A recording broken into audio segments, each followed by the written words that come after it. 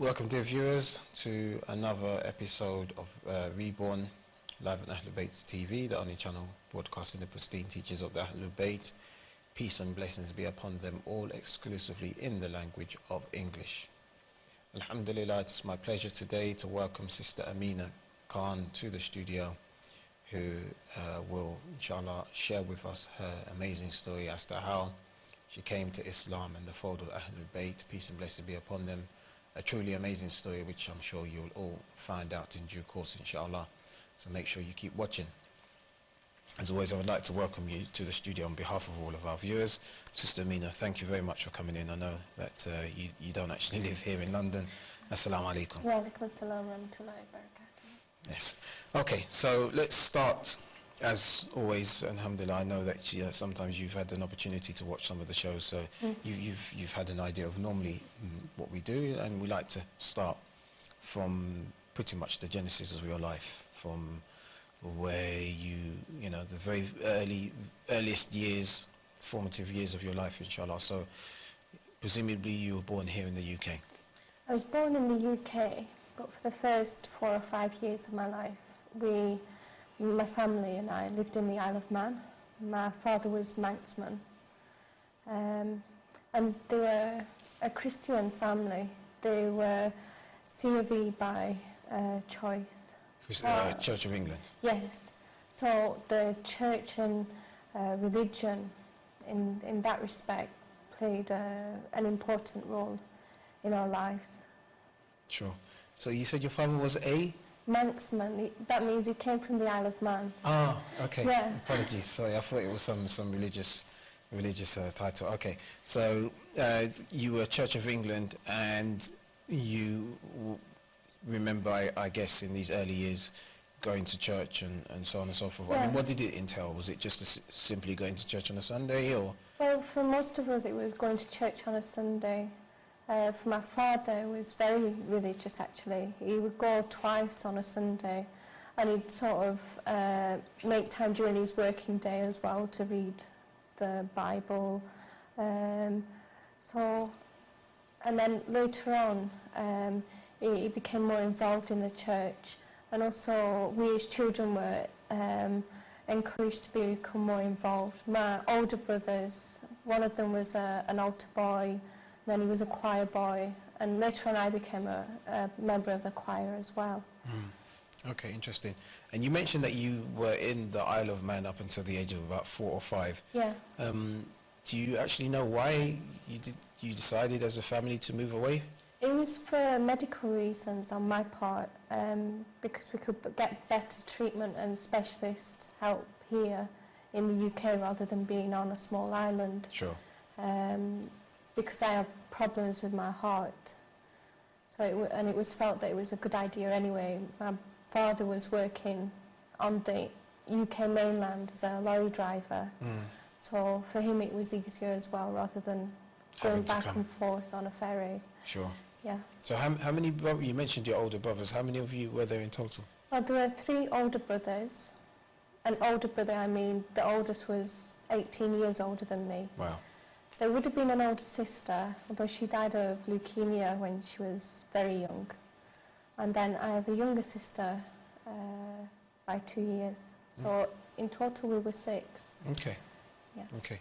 And you've mentioned a lot about your father. What about your mother? I mean, was she quite religious as well, or less so? She was sort of not into organised religion, but she sort of, for the sake of family and being cohesive, and also it's better when you have children that both parents are of a similar mindset rather than one varying. Her sort of religion was more like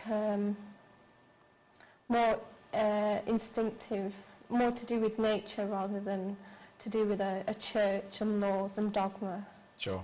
Yeah. So was it a case as just thinking about some members of my family, for example, where they'd say, you know, they believe in God, they believe in the, you know, a supreme being, they believe in the concept of a God, but they wouldn't necessarily affiliate themselves to any particular religion. That's right. Yeah. Okay. So, I mean, obviously, it seemed to work quite fine, i.e. the fact that your dad was quite religious and your mother didn't necessarily oppose his religiosity. No, that's right. Okay. And when you were in these younger years of your life, you mentioned how you got involved in the church. Can you just give us a bit more detail? I mean, what did this entail? And for example, did you go to Saturday or Sunday school or anything like this? Okay, the main thing was Sunday. We went to the Sunday Eucharist, as they call it. That's a Sunday service. But the children, me, my sister, we went to Sunday school during the service and came out when it was the time for communion, which was the sort of pinnacle of the service. Also, we were enrolled in church schools as well. Okay. And it was only much later on that I became a member of the choir, and a little later on that I was confirmed in the Church of England as well. Okay. And was it the case, I mean, you mentioned you had a brother who was 18 years your senior. Sometimes, especially in the West and in a lot of Christian families, the parents or one parent may be quite religious, but that doesn't necessarily always translate down to the children. For those, for example, your older siblings, and even as you were becoming an adult yourself, I mean, was it the case that you as a family were quite religious, or was it a case that you all kind of went your separate ways in terms of their relationship with God? Actually, with my brothers, when they moved out of the household, one of my brothers, younger to my eldest brother, he sort of maintained his religion. My eldest brother, he liked going to the Baptist church. Okay. For him, that was his slot. My other brother had and the third brother wasn't at all religious and has never been religious, really.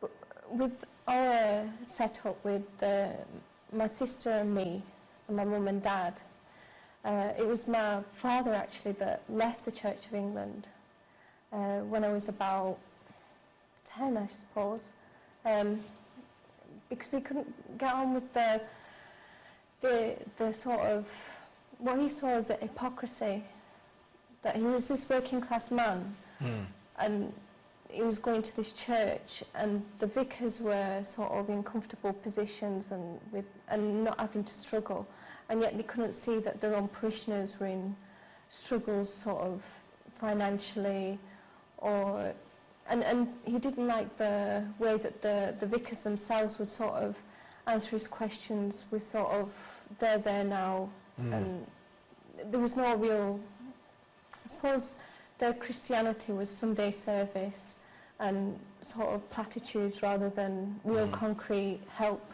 Sure, Yeah. sure. So, I mean, I guess what you're saying is a priest is not just a priest, he's almost like a social worker to the community, and maybe that particular facet was missing. He felt that way, and he felt that he was being, he felt that some of the clergy at that time were sort of not looking down upon the parishioners, but sort of treating them like children. Sure. And also my father, he got to a point where he was like, well, you know, I'll find my own way. And so that's what he decided himself. Fair enough. How did that impact on you? I mean, because he was obviously a great influence in your lives in terms of your participation in the church. When he decided to move away, to back off, if you like, I mean, how did that impact on you and your siblings? Well, me and my sister, we still remain going to church for about 2 years. And my mother did come and join us as well, but then she stopped going. But when I was 12, that's when I started to question the whole of the business of Christianity itself. Okay. So you and your sister continued to go to the church. Just going back to your dad for a second, what did he then do? I mean, he decided to find his own way. Did he find his own way into another church, another kind of sect, Christian sect, or was it just a case that religion became something personal to him?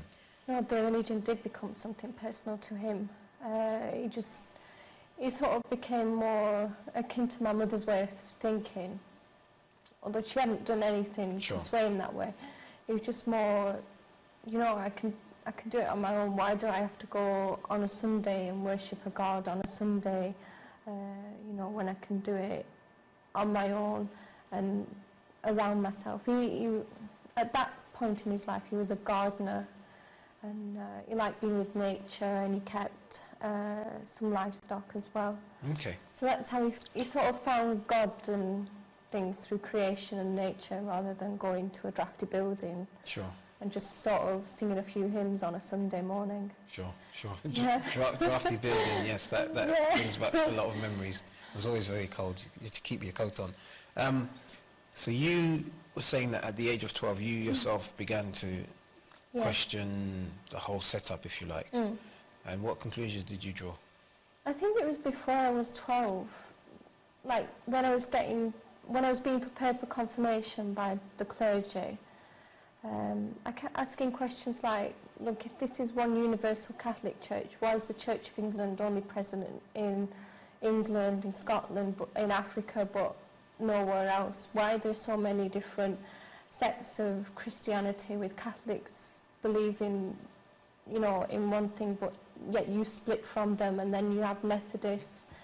And then I asked sort of quite serious questions on dogma and some of the sort of something to do with the Nicene Creed, which was formulated in 325. For instance, like, who decided that Jesus was man? And later on I found out it was the Council of Nicaea that had voted that Jesus was just man and also God. And Sure. so it was quite deep questions, and I get, you shouldn't be asking these questions. They're a matter of faith, and also, you know, if you keep asking these questions, you won't be confirmed by the bishop. And so it was sort of debated among them whether I should be confirmed. Really? Yeah, and then also with my checkups I had to have in London. And there was one time when there was a Muslim woman, probably from the Arabian Peninsula, and she was in full niqab. And you could only see her eyes, and my father was sort of, you see this woman, you'll be like her in about 10 years, in 20 years' time. And so I was like, okay, fine. He was always saying daft things like this. Then a few months after, one of my older brothers had joined the army, and he came back from Turkey, and my sister got jewellery, and I got prayer mats. You got prayer mats. Really? And he was like, oh yeah, Dad said you'll need these, but so you might as well have them. And I was like, wow. Anyway, so when I was 12, I left the Church of England. I didn't stop believing in God, but I did stop believing in... I suppose I lost my faith in the Church of England rather than losing my faith in God. In God. So you decided that the Church of England wasn't for you. It's quite a common story, this, you know, if you become what would be considered a difficult parishioner, i.e. asking difficult questions, and this concept of it's a matter of faith, not so much intellect. Were you having these discussions with anybody that was your age? The only reason why I'm asking is because I'm thinking people your age would probably think, what on earth are you talking about, you know? Why aren't you talking about, I don't know, whatever it was in those days, Pop Idol, whatever it was in those days, as opposed to... E17 and who was your favourite pin-up? This was what was at school. Yeah, so I'm assuming you didn't have these conversations with your fellow colleagues. I suppose it was my medical condition that prevented me from sort of being involved in PE, for instance, and building up team. And also I was so into my books and reading and learning, because from a young age I thought, if I can't do anything physical, then I can do something with my brain, which I did do. And so I wasn't into these sort of conversations that didn't go anywhere, didn't mean anything and that. So I like sort of thinking over things myself and coming, reading and getting background information and coming to a conclusion myself. Sure. So tell me what your father meant. I mean, it seems as though he meant you were going to become a Muslim at some point in the future, but I mean, why would he look at his 12-year-old daughter, somebody who's just moved away from the church, probably doesn't have any sympathy for any other religion, and probably not Islam, especially, if he had bought into the kind of image that, one sees in the media on a day-to-day basis. Why would he say something like that? How was he able to, obviously he knew his daughter well enough, but, how was he able to come to that conclusion? I don't know, he had these sort of premonitions or intuitions, whatever you want to call it, of many other things as well. So, and he'd say these things sort of out loud to you, or whoever it concerned. But you really wouldn't take him so seriously, or you'd think, okay, fine, yeah, whatever. So, and that was it really. It wasn't. Sure. And at the time as well, I mean, Islam and being Muslim wasn't in the media, say, in the 1990s as it became, after 9/11 and, subsequently as the dawah and the spread of Islam. It was quite... Islam was sort of a religion where, as far as the people who I live with were concerned, it's like, it's to do with the Pakistanis, Sure. in such a part of Accrington, such a part of Blackburn. So it was seen as an ethnic religion for a particular ethnic group. Yeah, well, the main sort of people that were Muslims were either from India or from Pakistan. Sure. In our area, suppose if we'd have come across Arabs or that, we'd have said, it's from Arabs. But there were no Arabs in Lancashire. So tell me, what happened then when you decided that the Church of England wasn't quite for you? Did you actually have your confirmation? I had my confirmation when I was 10. Oh, okay. Actually, my dad had the premonition when I was 9. But when I was 12, I made up my own mind. There's no point in me going to church when I don't believe what they're saying. And then I come to the conclusion, I'll either come back or I won't come back, or I'll find something different. But for about a year after, I wasn't actively seeking out anything else. So what did you do? I mean, because presumably there was this vacuum. You'd spent the best part of your life up until that point being involved with the church. Your dad a few years ago has pulled away, and now you are doing the same thing. Presumably, I'm guessing maybe your sister followed suit as well. Oh, she'd done it actually before me, so it was just me at one point going on my own to church. Sure. So presumably there must have been this vacuum. I mean, as you said, the church played a very important role in your life, and so, I mean, how did you fill that gap? Did you then just, do what other teenagers did and, stuck the posters up on the wall, or was it just a case of reading on your own? I mean, how did you... Yeah, I sort of got stuck into my music and studying music mainly. I used to play the piano. Okay.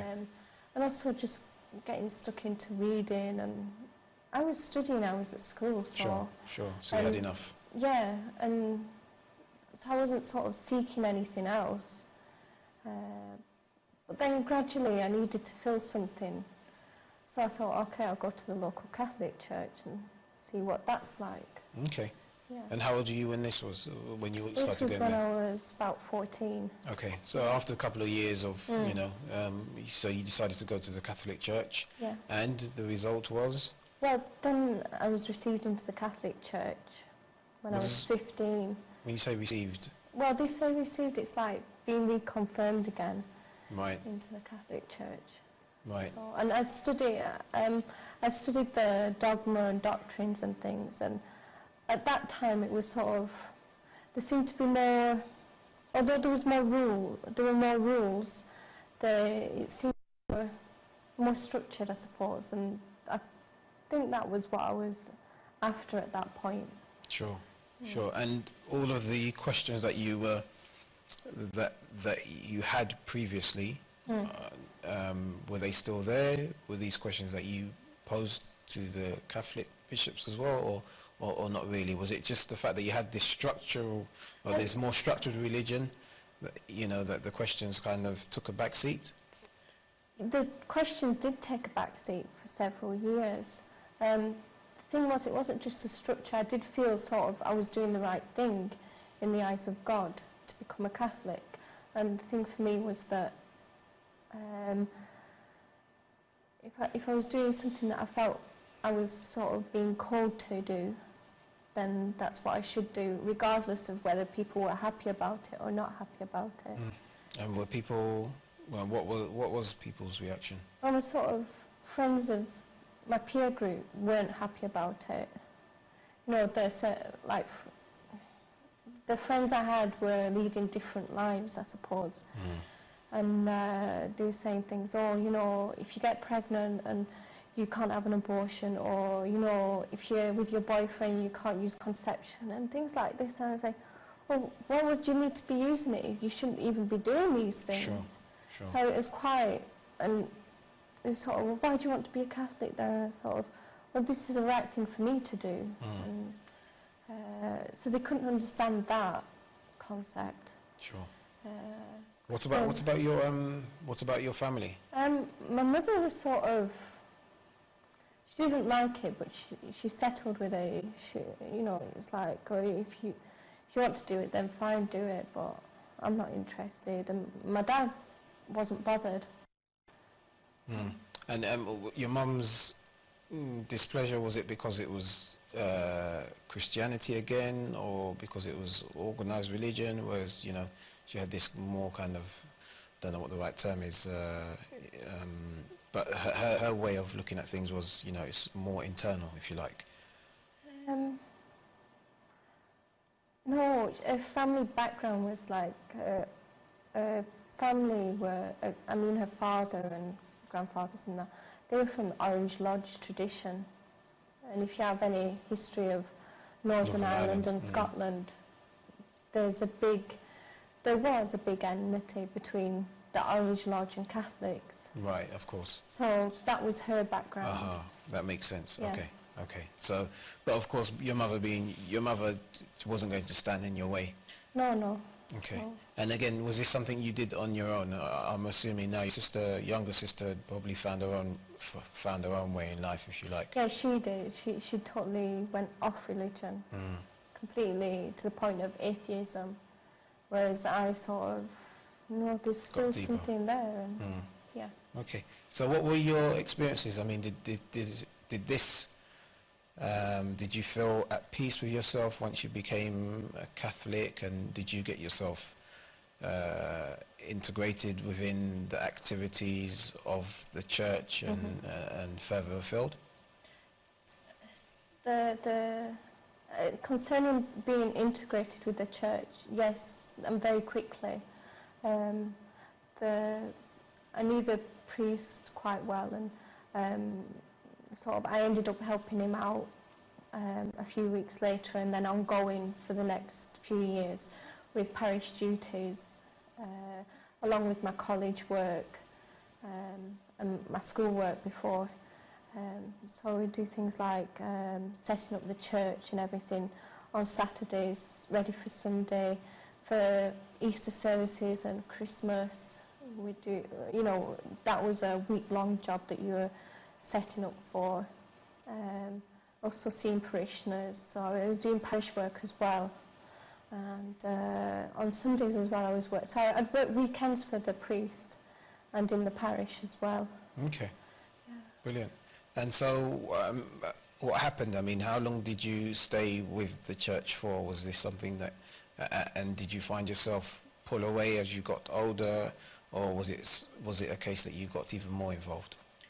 Well, you'd said in your last question about did you have a feeling of peace and things.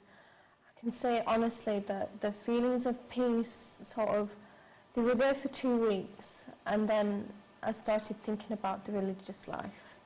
And this was when I was 15. And then I thought, right, my mother said that becoming a Catholic was a phase, but now me thinking about becoming a nun, now this definitely is a phase. So I was a bit in turmoil with it, and I thought, if I tell anybody what I'm thinking, then they're going to think I'm completely mad. So if it's just a phase, it'll go away, it'll be fine. So I'll just get on with my, day-to-day things, my school, my, working in the parish, and it should go away. So it didn't go away, actually. There's an advert in one of the Catholic newspapers about trying the religious vocation. But I was too young at that time. You had to be over 16 to apply for it. But I did write to the abbess. She was a Benedictine abbess. They're enclosed usually, meaning that they don't go out to work. Right. And she gave me, and I told her everything, and she gave me a lot of, good words of encouragement and support. And then, actually, it was a few months later, and I went on pilgrimage to one of the English shrines. This is situated in Norfolk. Okay. And I remember the people with me from the parish, and they were saying, did you ever think about religious life when you were growing up, when you were a teenager? And no, I never thought of anything like that. Did you ever think about becoming a priest? No, I didn't think of becoming about that either. No, I always thought I was going to get married, and this was how the conversation was. And then they turned to me and said, we've got hope in Elaine, that was my original name, Elaine, and they said, we've got hope in Elaine, haven't we? She could be a nun. And I thought they'd read my face or read my mind or something, and I went, just crimson. So, and then a few months after that, I told the priest sort of guessed that I was thinking about that. So he got me 2 addresses, and it was from there that I took it.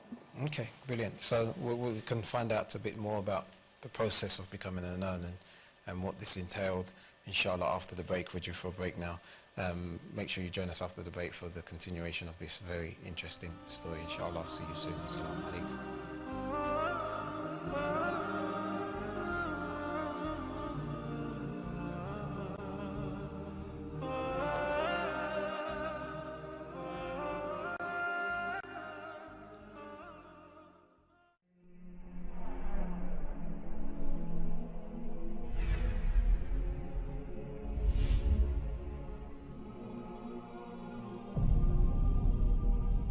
Ahlul Bayt TV, the holy household for every household.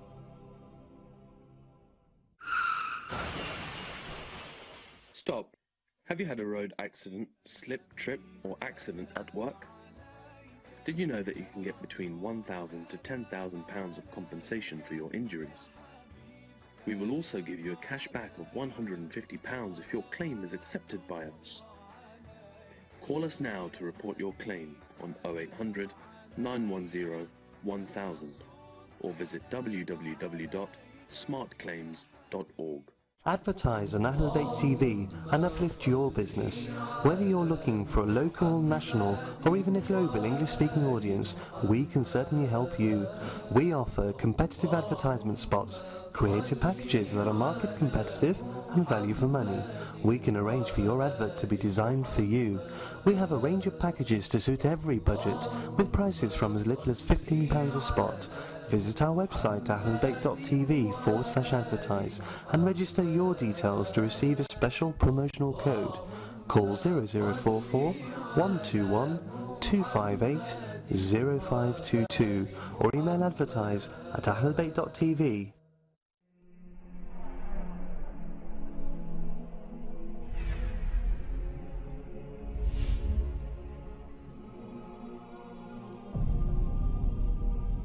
Ahlul Bayt TV, the holy household for every household.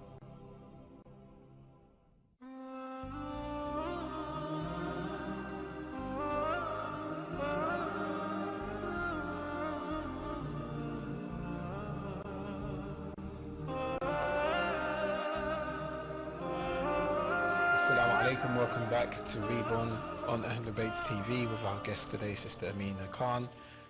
And just before the break, Sister Amina, you had got up to the point where those around you within the church realised that you were thinking about becoming a nun. Mm-hmm. How old were you at this point? I just turned 16. Right. Yeah. So literally a year or so into after joining the church. Yeah. Okay. So you mentioned how the priest helped you get some numbers, and presumably you applied at that stage or later on? The thing was, he gave me 2 addresses to get in contact with. One was an active order that specialised in nursing the elderly and the sick, and also running a guest house, hospitality. And the other address was of a contemplative order.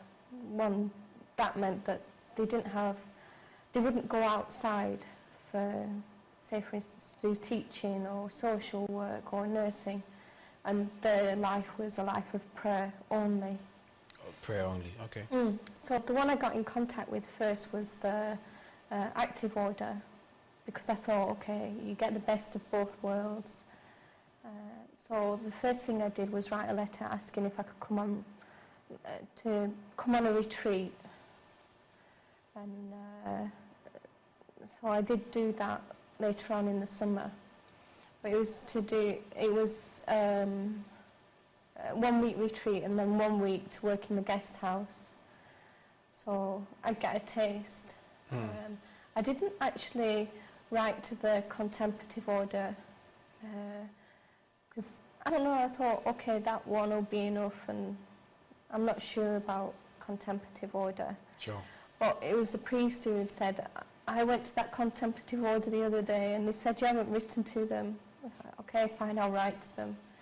So, and I asked if it would be possible to stay with them for 3 days in their guest house. So, and that was arranged. Okay. And that would be over the summer as well. Okay, so presumably that summer you did both? Yeah.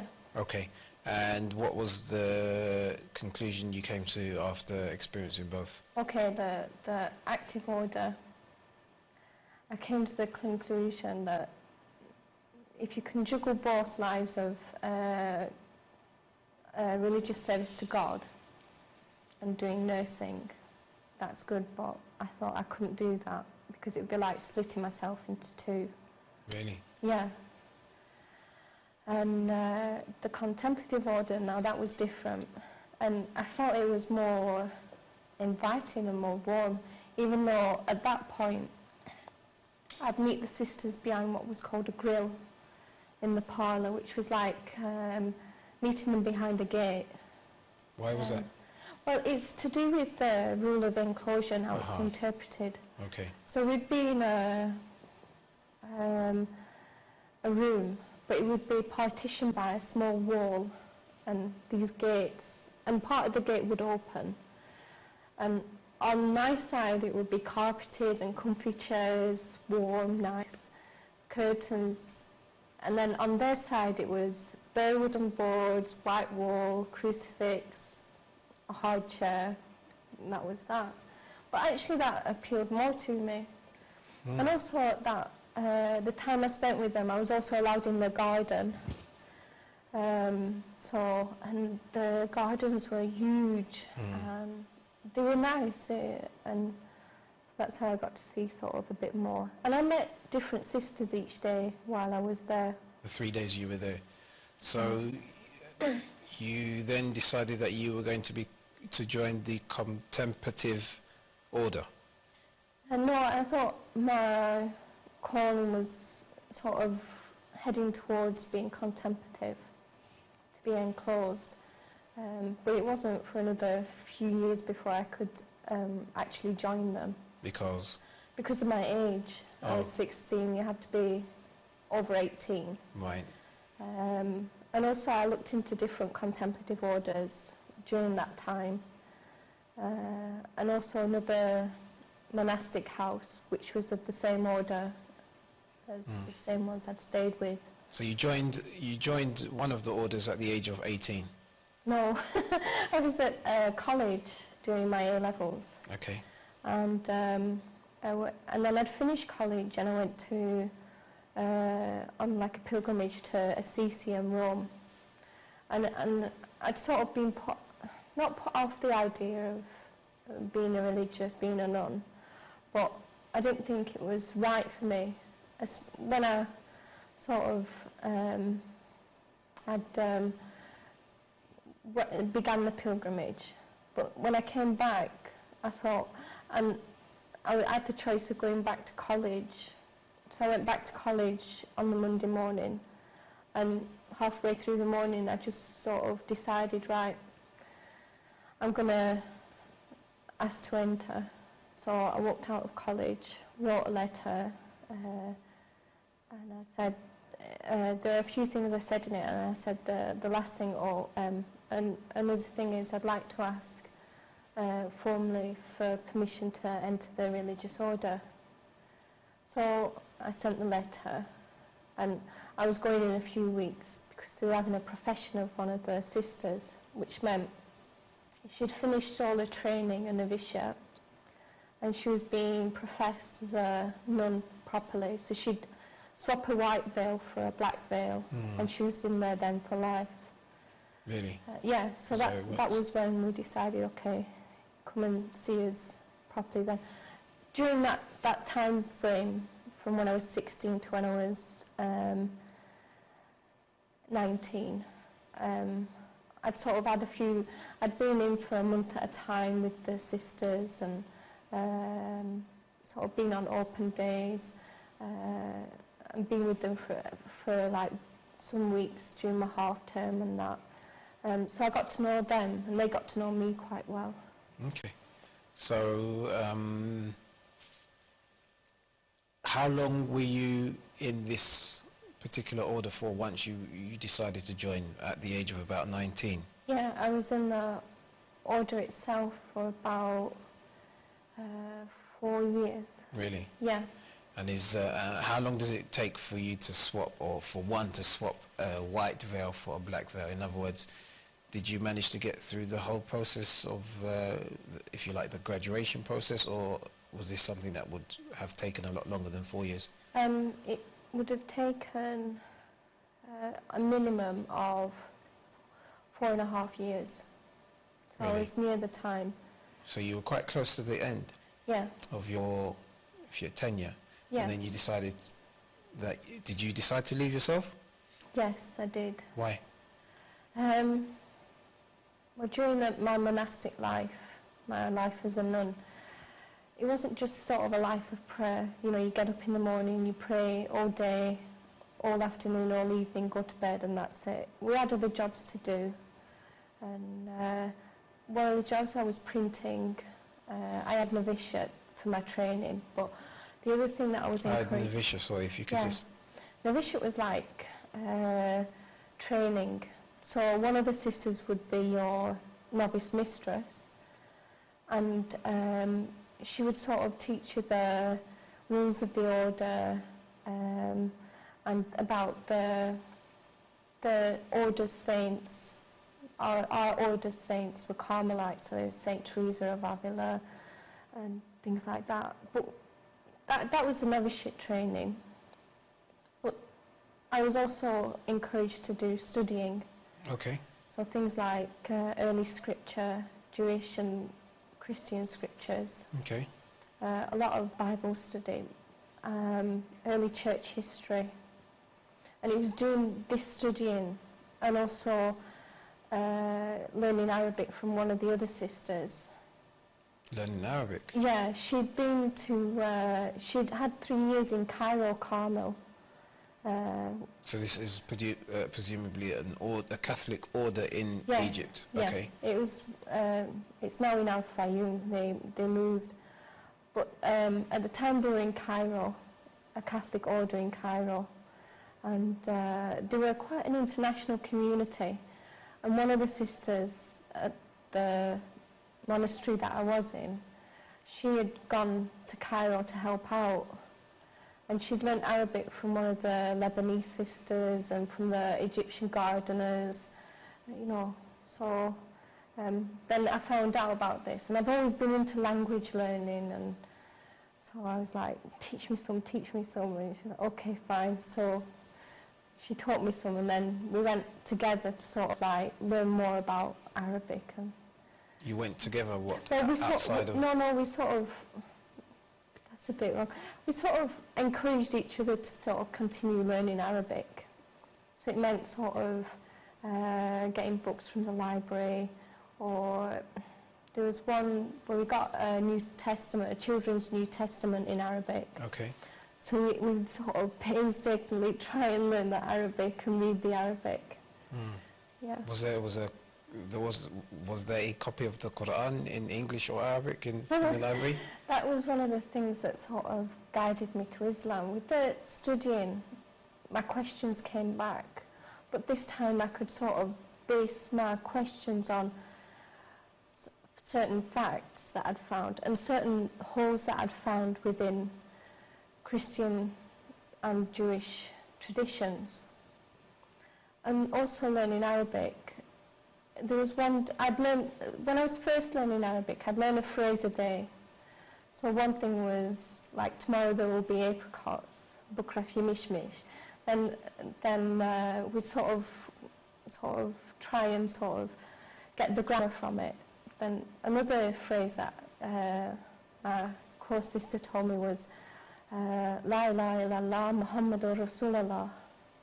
So it was interesting, the grammar, and I knew what it meant. And I was just sort of telling the novice mistress, who also happened to be the prioress, you know, oh, this is what, and she just asked, what did you learn for Arabic today? And I said, oh, La ilaha illallah Muhammadur Rasulullah. And she went, what does that mean? And I said, there is only one God and Muhammad is his prophet. And she said, and she hit the roof. Really? I can imagine. And she's like, what are you being taught these things for? You should be, you know, learning about your religion, your church, your history, about the Carmelite order. And I said, we just did it for the grammar. And I was sort of like, I don't care, you're not doing Arabic again. I said, okay, that's up to you, mother, but I'll do Arabic secretly if you do that. Are you actually allowed to say something like that? Well, you sort of, the sister that was older than me in religion, who had just been professed, she was sort of all very, you know, sort of great respect, and she wouldn't question the authority. But we were allowed to, in certain circumstances, to question the authority.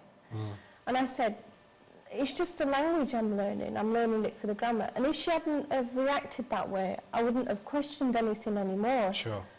But the way she questioned it, I sort of thought, well, don't Christians believe that there is only one God?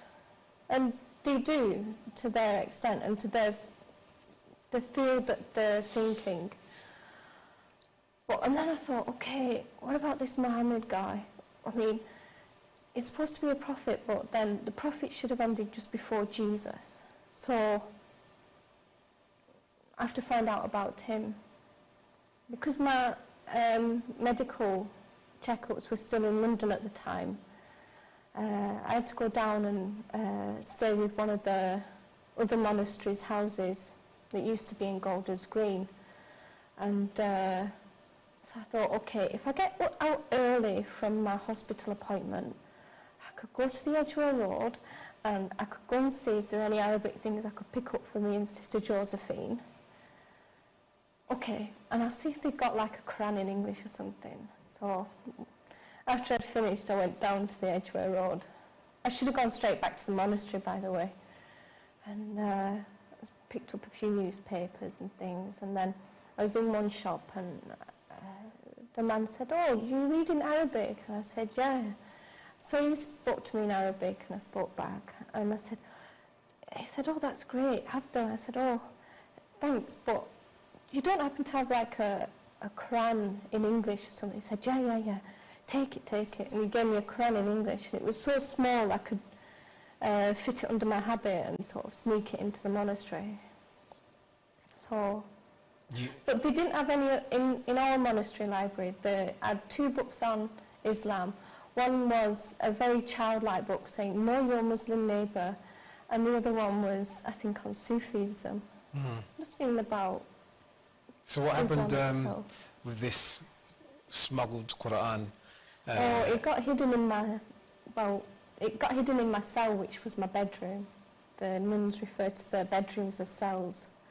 Really?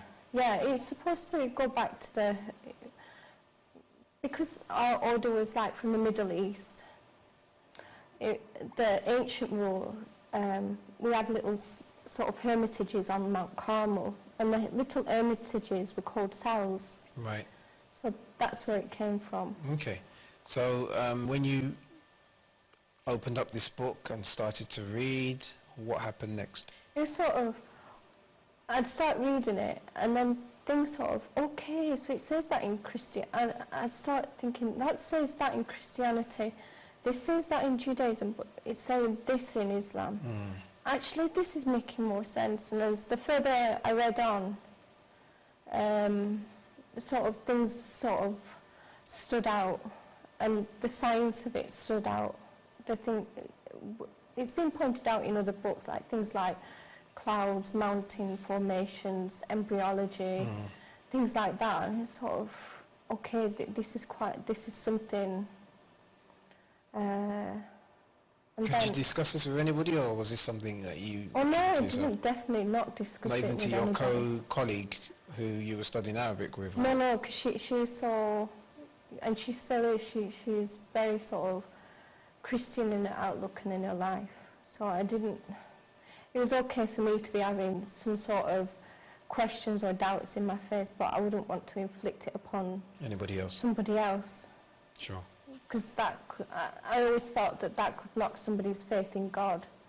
Sure. Yeah. Sure. So this comparative study, if you like, was taking place, i.e. you were coming across, you had some idea of Judaism, of course you were quite fluent in Christian theology, and now you were coming across Islamic theology and seeing that no doubt many commonalities, however some differences, and for the most part a lot of the differences made more sense than what you maybe adhered to before. Yeah. So then what happened? It was coming across the verse in Surah Ma'idah, that there are priests and monks amongst you, and they recognise the truth. I think it's Surah Ma'idah 85 or 87, I'm not sure. And it was that verse that actually sort of, okay, then I put down the Quran, and I didn't go back to it actually after that. And I was thinking, and then at that point, I was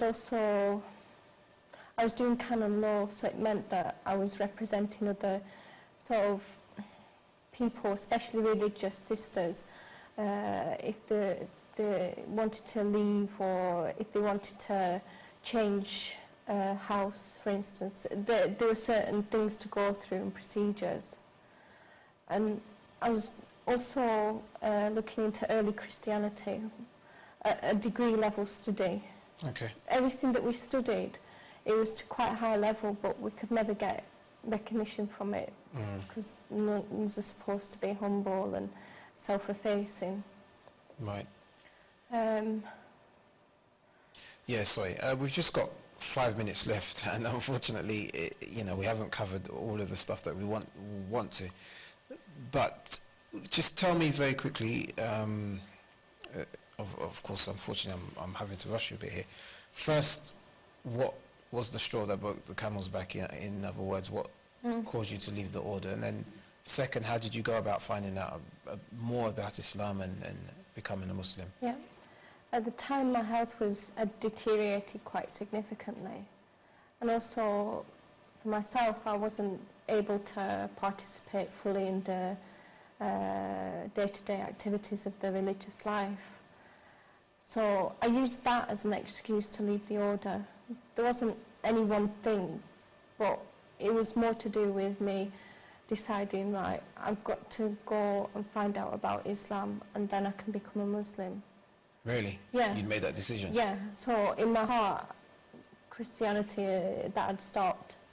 So I'd left the order, and it was over a period of 18 months that I found out about things. It was such a lengthy thing because my father died during that time, and I also had to sort out the financial arrangements for my mother and the rest of the family, make sure everything was okay, and then I could go ahead and set up. And then I'd started a college course, and I met a few Muslims on that college course. So, and I asked one of the girls sort of about Islam, and she and her brothers were into Sufism as their spirituality. So that's how I sort of found parts of Islam. And then I'd become very ill. I was in hospital, and so ill that, you know, it was whether I'd live or die or whatever. But then once I'd sort of made my mind up, when I'd been discharged, I phoned my friend. I said, now I want to make Shahada. Forget sort of teaching me any more about Islam. So she and her brothers had picked me up, and we went to her house, and all our friends, mutual friends, were there, and so then I made Shahada. Alhamdulillah. And this was how long ago? This was nearly 7 years ago now. 7 years ago, yeah. Alhamdulillah. And how did you, because as you mentioned they were of Sufi persuasion, how did you find the Ahlul Bayt? I've only sort of found that recently, within the last 18 months or so. I knew of Shiism, Sunnis, and other minor sects. I wasn't interested in placing myself in one camp or the other camp. So maybe for the first 5 years, I did a lot of studying with tafsir and, you know, Sahih Bukhari, Sahih Muslim. But the funny thing was, and I had a lot of Sunni friends, and they really sort of, there were certain personalities in Sunni Islam that are quite prominent, but I was not attracted to. Whereas there are other figures that I were attracted to, but that lent more towards Shia Islam. Well, what was the attraction in the first place? Because they were, what, towards Shia Islam? No, sorry, the personalities that you, is this from what, from historical readings or? Yeah, it was later on that historical readings that I'd sort of become okay, and also using logic and reading more widely and more academic papers. Sure. And the reaction of your Sunni friends was? It's sort of a hot potato, isn't it, if you say you're Shia or you lean more towards Shiism. It's that, oh, what are you doing being Shia? You know, they curse this person, they curse that person, they do this, they do that. They're this sort of people, they're that sort of people. And I'm like, I've never heard anybody cursing anybody else in any aspect. And the things you refer to are actually, you know, like for instance, they're so, you shouldn't have bid'ah, no bid'ah at all, but yet a lot of their historical figures have sort of based parts of Islam on bid'ah, on innovations and things. And it was reading a very good book by a non-Muslim, Wilfrid Mandelberg. Yes. Successor to the Succession Prophet. to Yes, the Prophet. Beautiful book, yeah. Yeah, and that was, it wasn't on one side or the other, but the only conclusion I could come to then was okay, Sunni Islam is Sunni Islam, but Shia Islam is mine, so I'm a Muslim and a mu'minah.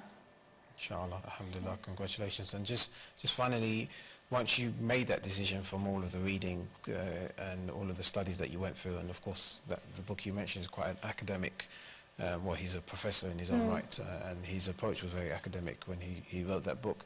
But once you made that decision, I mean, how did you go about it? Because if you like, circle of influence, your circle of friends were predominantly Sunni, and by the sounds of it, some of them were anti-Shi'i.